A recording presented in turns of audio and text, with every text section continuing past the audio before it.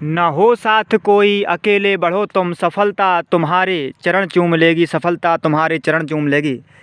इस प्रकार का भाव लेकर आगे बढ़ने वाले हमारे पंकज जी, जिन्होंने दिखा दिया है कि यदि आप परिश्रम करोगे तो कुछ भी संभव है। देख पा रहे हैं हम 400 ग्राम का 500 ग्राम के बड़े बड़े अमरूद उन्होंने बहुत सुंदर बगीचा बना लिया है अपने 3 वर्ष के परिश्रम के। जो लॉकडाउन हुआ था उसमें उन्होंने सोचा अब क्या किया जाए। उनकी बीएससी की थी उन्होंने पढ़ाई, ग्रेजुएशन के बाद बैठे नहीं और नई उमंग के साथ, उत्साह के साथ इस प्रकार का बगीचा तैयार कर दिया है। लगभग 200 अमरूद के पेड़ उन्होंने तैयार कर लिए हैं। तो पंकज जी, पहले तो आपको बहुत बहुत बधाई इस प्रकार के कार्य के लिए। और मैं भी यही चाहता हूँ इस प्रकार के जो आपने कार्य किया है, तो इस प्रकार आपने जो दिखा दिया है युवा होते हुए, तो आपको कैसा लग रहा है? बहुत अच्छा। पहले लगता था कर नहीं पाएंगे क्योंकि इस क्षेत्र में पहले कोई अनुभव नहीं था। तो धीरे धीरे यूट्यूब के माध्यम से हर एक चीज़ का निराकरण खोजते खोजते आज हो चुका है। तो हम सब लोग आशा करते हैं कि आगे और भी लोग इस क्षेत्र में आगे आए और अपना खुद का भविष्य उज्जवल बना सकते हैं। आज जो युवा सोचते हैं घर पर बैठे रहते हैं, कोई काम नहीं है, तो उनके लिए अच्छा हो सकता है। मैं तो ये कह रहा हूँ इसमें 1 बीघा में 2-2.5 लाख रुपए कमा सकते हैं वो। हाँ बिल्कुल। बीच में भटा, मिर्ची, पालक, धनिया, सब्जी भी कर सकते हैं। बिल्कुल बिल्कुल। तो इसकी भी आप क्या कहना चाहते हैं? आज लोग, मैं देखता हूँ 5 दिन पूर्व एक युवा ने इसलिए आत्महत्या कर ली क्योंकि उसको कोई रोज़गार नहीं मिल रहा था। तो इसके बारे में आप क्या कहोगे? इसमें रोज़गार मिल जाता है ना? बहुत अच्छा मिल जाता है।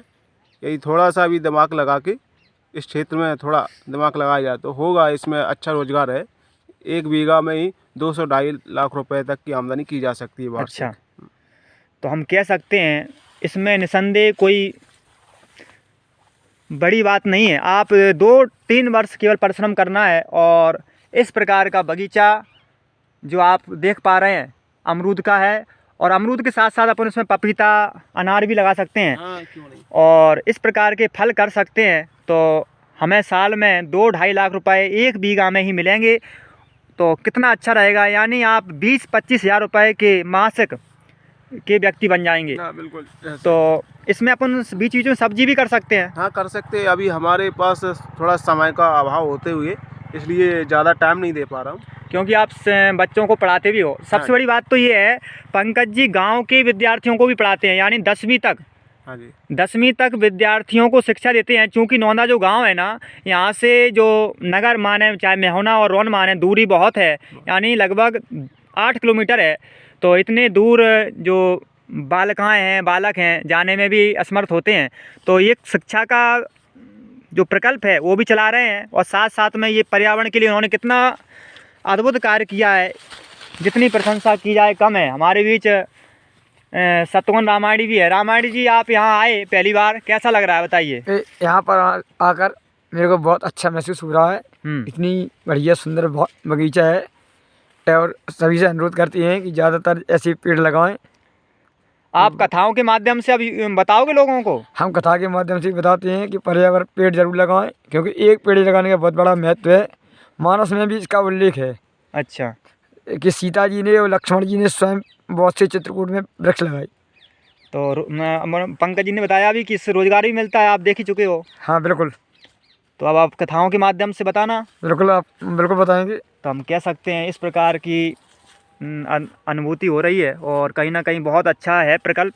तो मैं पुनः सभी लोगों से आग्रह करूंगा, आप उदास ना हो, प्रकृति को अपना माने। और प्रकृति सबकी चिंता करती है, ऐसा नहीं है ये केवल अपने लिए है। पशु पंछी और विशेषकर पर्यावरण सबकी चिंता करती है। अभी मैं बाहर देख रहा हूँ ठंड सी पड़ रही है, लेकिन जब अंदर आया बगिया में तो ठंड कम लग रही है। तो कहीं ना कहीं प्रकृति एक प्रकार से बहुत बड़ा सिस्टम तैयार करती है।